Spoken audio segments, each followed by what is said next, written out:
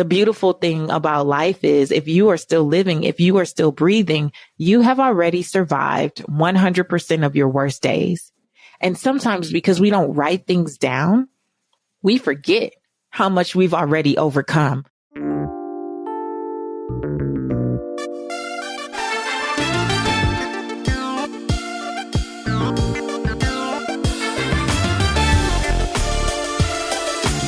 I'm Patrice Washington, and this is the Redefining Wealth podcast, where authenticity leads to alignment and abundance. Join us each week as we peel back the layers on what wealth truly means and dive into conversations that inspire, connect, and empower you to live your richest life. Get ready to challenge the status quo. It's time to redefine wealth for yourself. Welcome back to another episode of Redefining Wealth, and you have caught us in our month of mindfulness. Listen, you might be wondering, well, why is this podcast say Redefining Wealth, but now she says we're talking about mindfulness and self-care routines? That is because we are a community that understands that wealth is so much more than just money and material possessions. When you get to the root of the 12th century definition of wealth, it's about the condition of well-being and happiness. And so we need to be well in all of the parts of our life that impact our finances, even when we're not thinking about it. And I believe that our self-care routine is such a big part of that process. Now, let me start with this. Self-care is not about getting my nails done or getting my hair done. Self-care is the intentional action and practice that you put behind promoting your physical, mental, and emotional well-being. So it involves activities that prioritize our own health and happiness and overall quality of life. And getting my nails done doesn't do that. Might make me feel more presentable, more confident if I go on a date, and definitely better because I talk with my hands when I'm recording videos or when I'm speaking on stage, but it doesn't necessarily promote my physical, mental, and emotional well-being. And I believe that any of the acts of self-care that we incorporate in our life, it really amplifies over time. It compounds over time. And you want it to become just a way of daily life. Now, I will have you know that one of my best friends, Carly Harvey Raymond, gets her nails done every single week. And she says it is an act of self-care. And this is what I love about it. It's an individual thing. So I'm only going to share with you what works for me. And I like to live my life by the pillars. So I'm going to break them down by pillar, how I care for myself. But before we get into that, let's get to the affirmation of the week.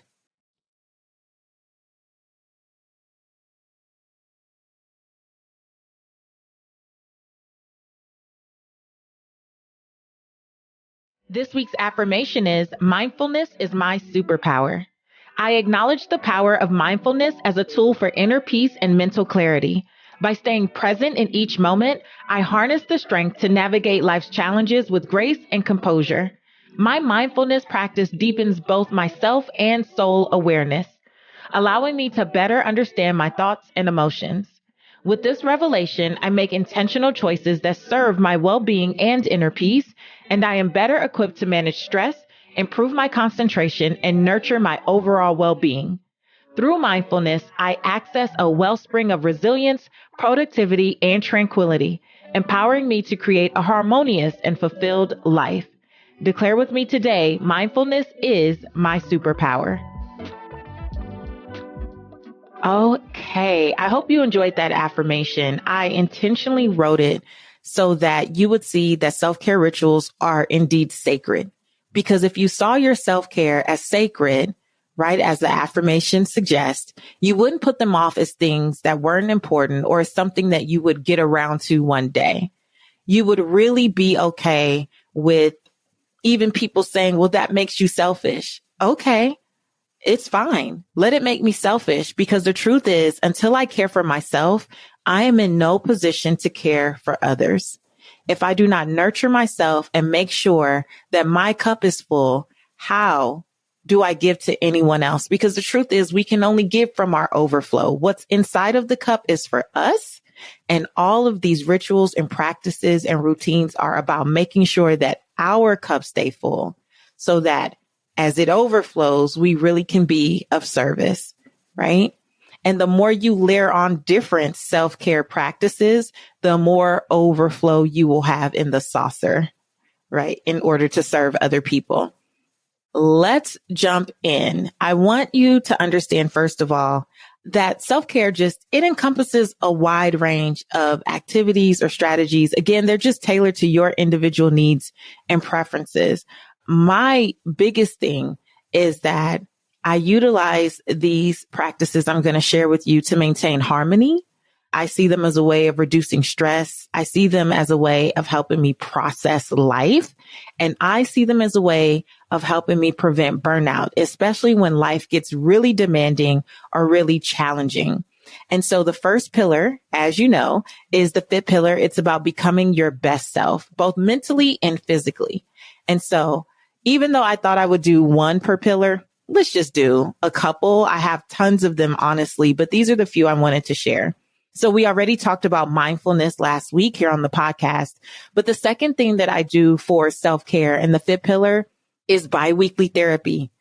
I do not only rely on therapy when I am in a time of crisis. Therapy is about maintenance.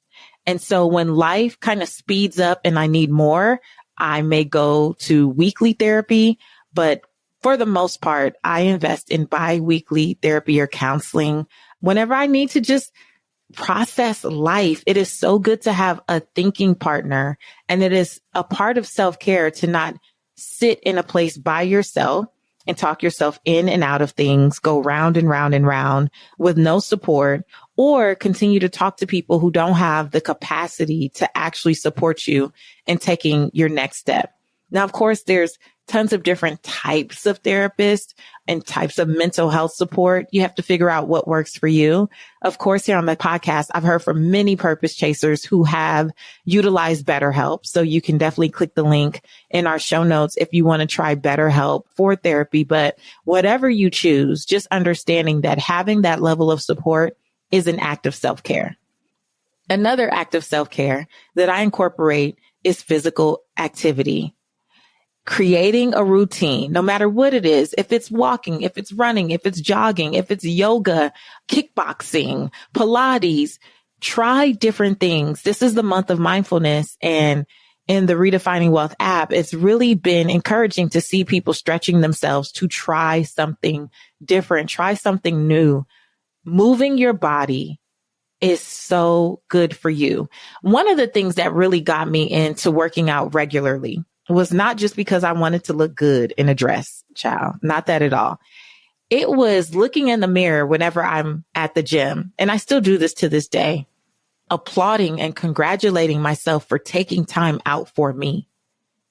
Working out consistently was one of the first times as a mother and at that time as a wife that I was doing something for just myself, not for Reagan, not for my former husband, but just for me, something that allowed me to feel good, something that allowed me to feel like I was the priority in my own life, something that I knew was just good for me overall.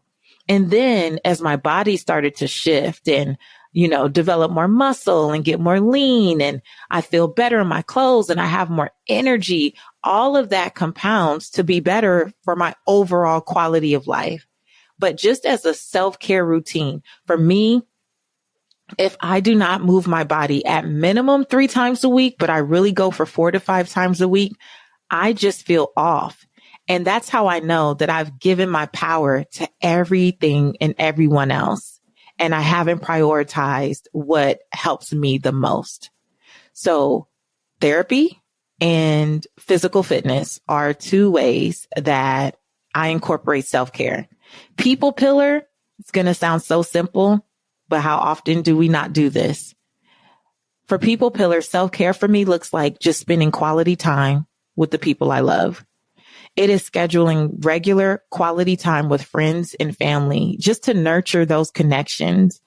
It is about engaging in whether it's on the phone or a FaceTime or going to brunch with my super friends, which I just did recently. We're trying to do that more regularly. It just strengthens relationships. It brings joy. It allows you to just be present.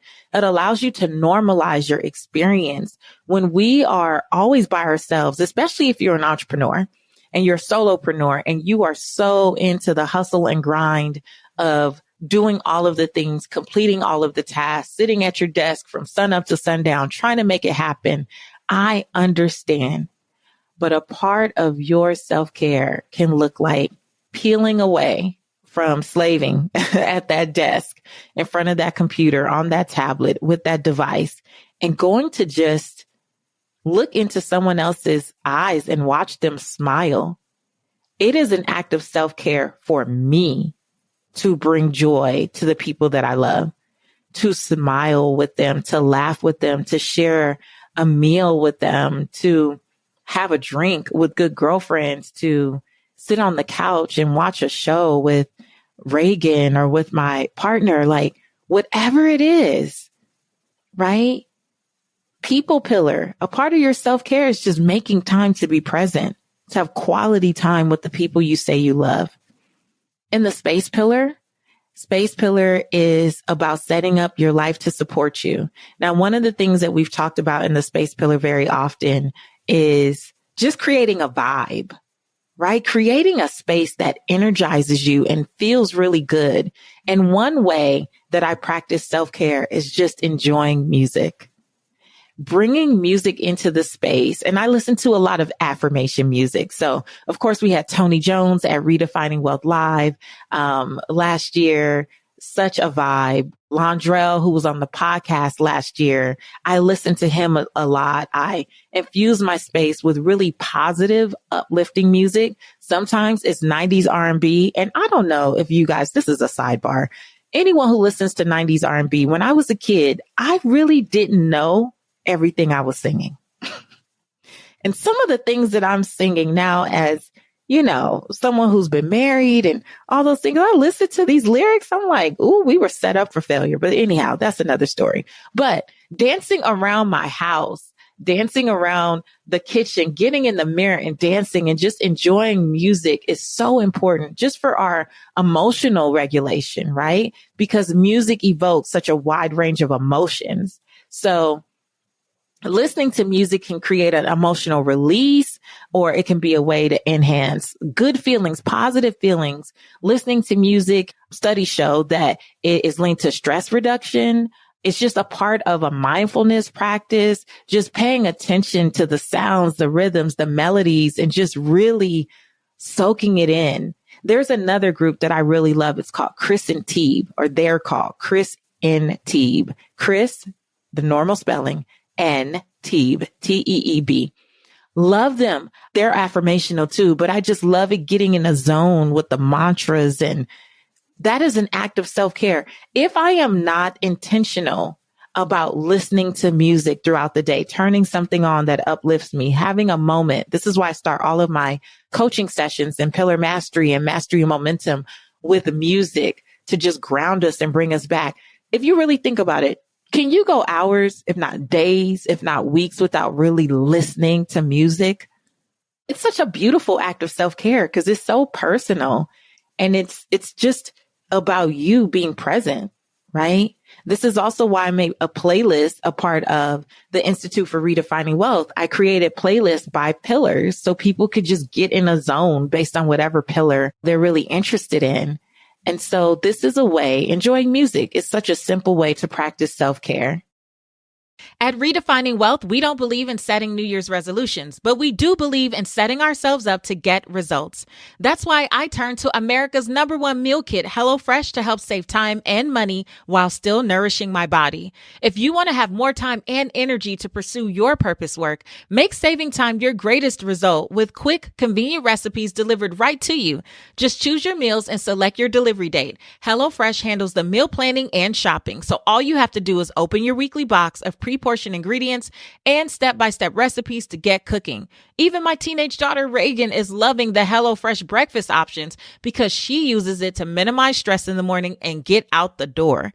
Whether the result you and your family want to create is to save money, eat better, or stress less, HelloFresh is here to help you do all three. So say hello to your most delicious year yet with fresh ingredients delivered right to your door for 25% less than takeout.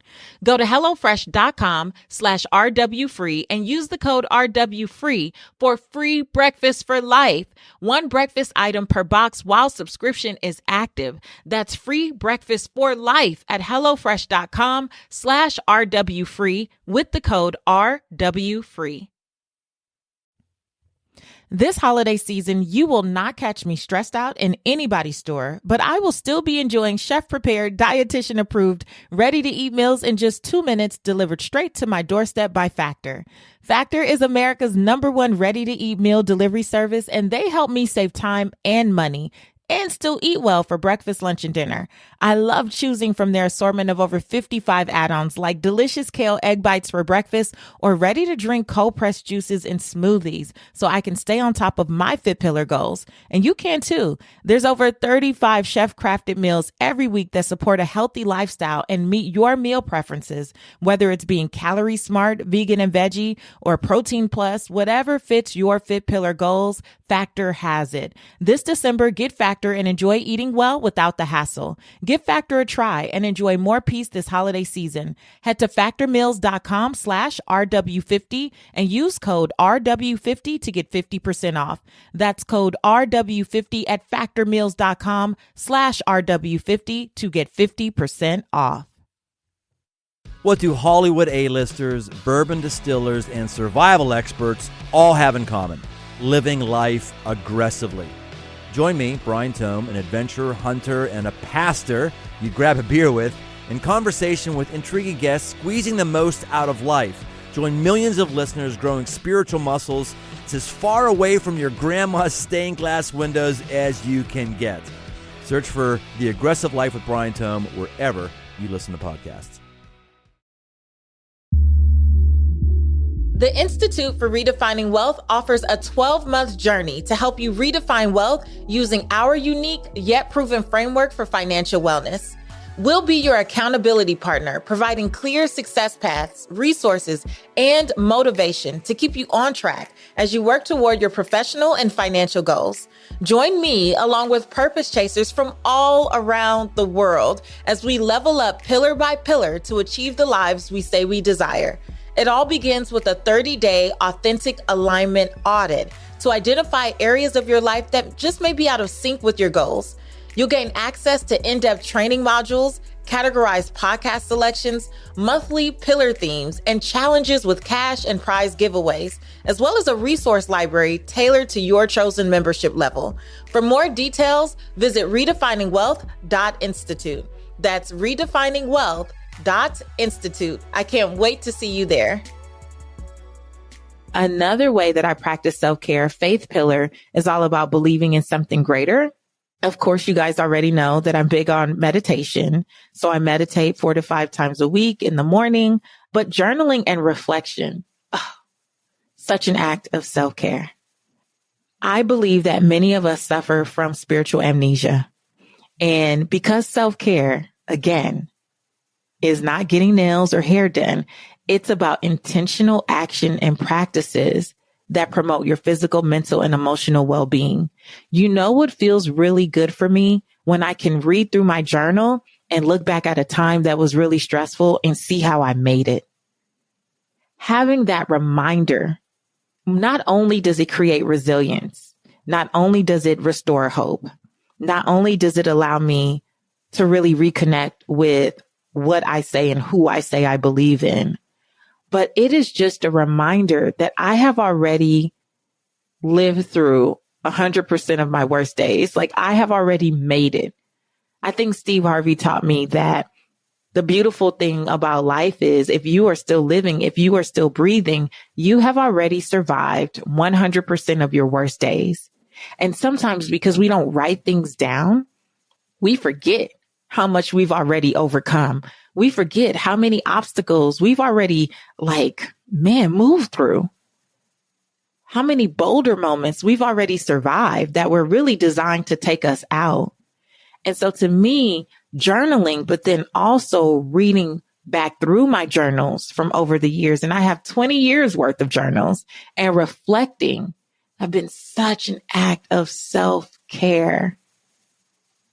It is such a beautiful way to regulate my own emotions, but then my expectations, and even my ability to just process what I'm experiencing. So that is a big way that I practice self-care in the faith pillar. In the work pillar, I have some new practices for self-care that I wanted to share with you. One of them is setting minimum standards. I am learning that to promote my own well-being, I have to be okay with not getting everything crossed off the to-do list. And your girl loves a good to-do list. And which is funny because I'm about to say something else right after this, but I have been the person that I thrive off of creating the checklist, and I would do extra things and then go back, write them on there just so I could check them off or cross them off, right? But being more mindful of my workload and understanding that it's okay. I batch record the podcast as an example. It's okay to just do 2 or 3 episodes. I don't have to save the world and record 10 episodes in a day. Because one of the things that I've been learning is that while I'm a high achiever, I don't have to be an overachiever. I don't have to do the most. I don't have to do more than whoever else because I'm not competing with anyone else. And the idea that all these things have to be done in one day, instead of just allowing myself to get to a win. 3 to 4 things accomplished in a day that really matter is a win. So having minimum standards for what feels good instead of trying to maximize every single little moment out of the day and not creating any space to think, to feel, to breathe, to practice mindfulness, that's not a win to me anymore. I don't want it. I don't like it. And so an act of self-care is setting minimum standards. Another act of self-care that I recently picked up from Ryan Holiday is the anti-to-do list. Ooh, so good. The anti-to-do list is just a list of things that I won't do. It is really challenging, your girl, but I am really leaning into it as an act of self-care. Understanding that just for all the times that I've made the list of a million things I wanted to do or that I desire to do, force myself to do, what are the things that are just, no, I'm not going to do that. And I don't even have to question it. So here's an example of some of the things that are on my anti-to-do list. I will not give a yes to something a month from now that I wouldn't give a yes to tomorrow. So this is really big for me because as much as I say no because of the volume of things that I'm invited to participate in, as much as I say no, my yeses still end up overlapping and causing stress later. And stress is not aligned with what I desire for my self-care. And so being more mindful about not giving a yes to something a month from now that I wouldn't give a yes to if I had to do it tomorrow is an act of self-care. What's another one that I have on my anti-to-do list? I will not take calls or video meetings without a clear purpose. If there's no clear agenda, if there's no clear purpose, and if we are not laser focused on what we need to accomplish in those 20, 30, or 45 minutes, I don't want to do it anymore. Sitting on a call and going back and forth with people about their weekend. I am a people person. I love people, but also the days that I give to productivity need to be productive.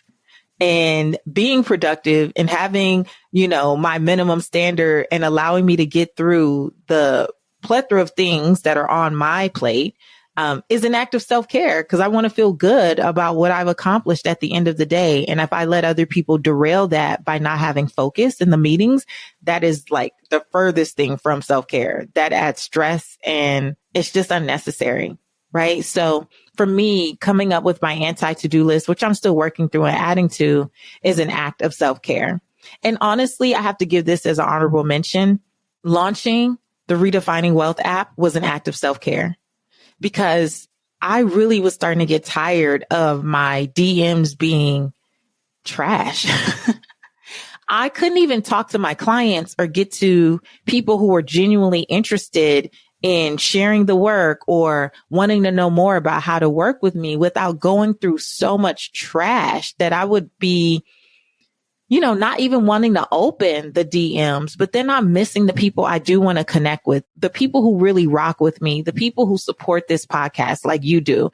Instead, I was being overwhelmed by the takers on social media, people who, don't want anything but to try to pitch and sell you something all day long. And so launching the app was an act of self-care because what feels good for me and my well-being is serving my audience at the highest possible level without the intrusiveness of what I experience on social media at this point. It was mentally draining and emotionally draining to have to tell my own clients, oh, I didn't see your message because all these other people were chatting with me. That was an act of self-care. It truly has been. And I'm really loving the ability to connect with my audience. So if you haven't downloaded the app, redefiningwealth.app or in your iOS or Android store, please do. Definitely an act of self-care. And in this season where we're getting into the election here in the US, I would say it would be an act of self-care for you to have some place to go where you can connect and engage with people who are having elevated conversations instead of, all the things that are already happening and really getting ready to happen in the next few months. Now, I happen to be one of those people that are motivated to work out on my own, but I personally don't get the best fit pillar results I can when I don't use a professional trainer because everything that's permissible is not necessarily beneficial. But having a full life can make it so hard to get on the same schedule as a personal trainer. But when I discovered Future in January 2023, the game changed. It has helped me stay committed to my fit pillar goals on the go. It's a personal training app made to fit your life. You get a dedicated coach, personalized training plans, and access to unlimited workouts. And trust me, you will enjoy them. I would love for you to check out Future today if you know that you can do okay with your fit pillar by yourself, but you want that additional support and you really want to get serious about your fit pillar. Go to patricewashington.com/future and get 50% off your first month today. That's 50% off your first month when you use my link, patricewashington.com/future. And then last pillar, money pillar. One of my acts of self-care in the money pillar is honestly creating a spending plan. Now, you may call it a budget, whatever you want to call it, doesn't matter to me. But every time this gets out of order for me, stress ensues. So knowing what's going on with your money and acting accordingly is an act of self-care. It is an act of self-love because ignoring what's going on with your finances only creates anxiety. You know something may not be right, but when you're ignorant to what the details are, you're not empowered to do anything. You can never recondition what you won't allow yourself to recognize. And in the money pillar, especially, being radically honest is an act of self-care. Knowing what's going on, knowing what is and what ain't is an act of self-care. Money avoidance does not serve you. Avoiding opening the mail does not serve you. What it does is it keeps you ignorant of where you are and what your options are to move forward, to move past, to heal whatever's going on. And that only creates cycles of stress. And then that stress bleeds in to how you do all of the other pillars. That stress bleeds in to your inability to have the energy to go and work out for the fit pillar, or to spend that quality time with your loved ones for the people pillar, or to just sit and be able to enjoy music for the space pillar, and to be able to sit and journal and reflect for the faith pillar. Like, it ends up impacting everything else. All of these things are connected. So for me, these are just some of the things that I do to practice self-care. And I really want to encourage you to figure out what your mix is, because my self-care routines also change based on the season that I'm in. but just understanding that I have a right to take intentional action, to have specific practices that amplify, that optimize, that promote my physical, mental, and emotional well-being. This is about me nurturing my health, my happiness, my overall quality of life, and not being apologetic for it, not feeling like I'm selfish because I have these things that I do for me. Nothing that I even listed here was selfish, was it? But yet we shy away from self-care rituals and do very shallow versions of this because we don't want to upset anyone. This is the year that anybody can get it.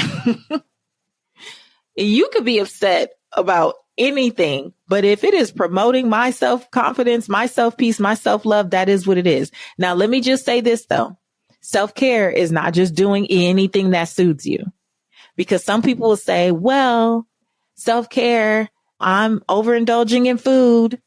I'm watching excessive amounts of TV. I'm drinking alcohol, doing drugs, but this is what feels good for me. Now, wait a minute. Self-care should support and promote health and wellness. It should not be something that's addictive. It should not be something that's harmful to your body. It is about conscious effort to maintain balance, to reduce stress, to prevent burnout, to really promote your mental and physical well-being. If it's causing you harm, that is not self-care, no matter how much you like it. So let me just say that. But I hope hearing some of the things that I do normalizes these practices for you, because I think sometimes we just make things way too deep. We make things so hard, and we don't understand how these simple everyday shifts can change your life. Just doing some of these things or finding your own.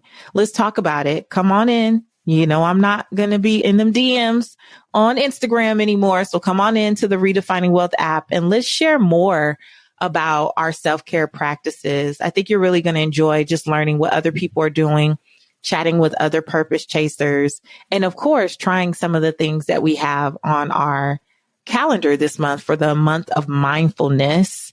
And I hope it's a blessing to you. That's it for me today. I hope this episode, again, really encourages you to think about your self-care practices and stop making it something that's so hard or has to be so expensive or so difficult. This is not about that. It's just about you being well, because after all, the original definition of wealth is the condition of well-being. So for you to truly enjoy and maintain and sustain the finances you desire, it's in your best interest to get this self-care stuff down. Don't you think? I think so. Don't forget to rate and review the podcast. And I will see you in the Redefining Wealth app. Until next week, I want you to go live your life's purpose, find fulfillment, and earn more without ever chasing money. Talk to you later.